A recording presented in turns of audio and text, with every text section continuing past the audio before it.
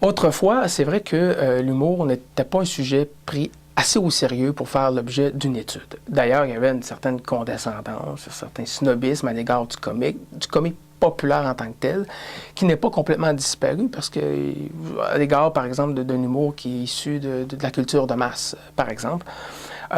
Mais il reste que l'humour est très valorisé et que on peut pas ignorer un phénomène qui affecte toutes les sphères de la société qu'on dit devenu humoristique d'ailleurs.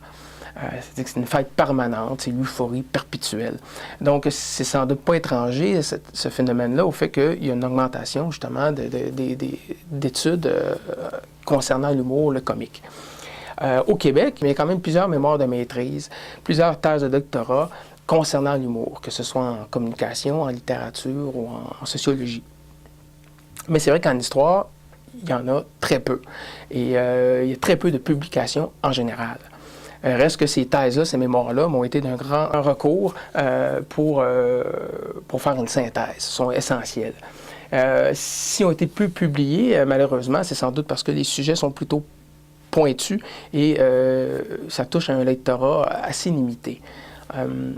Et en histoire, c'est sans doute parce que l'objet d'étude est assez difficile à cerner parce qu'il part dans toutes les directions possibles. Il embrasse pas tous les champs de la culture, de la vie sociale en général. Alors, c'est pas évident de faire une synthèse portant sur l'humour. Mais on peut retrouver tout de même des ouvrages qui se rattachent à l'humour, que ce soit l'histoire du cinéma, l'histoire de la littérature, l'histoire de la radio, l'histoire de la caricature que j'ai fait avec Mira Falardeau, l'histoire de la bande dessinée. Là, on va retrouver de l'humour, de l'histoire de l'humour. L'idée, c'est d'aller chercher ça et de ramasser ça, d'organiser ça et d'en faire une bonne synthèse.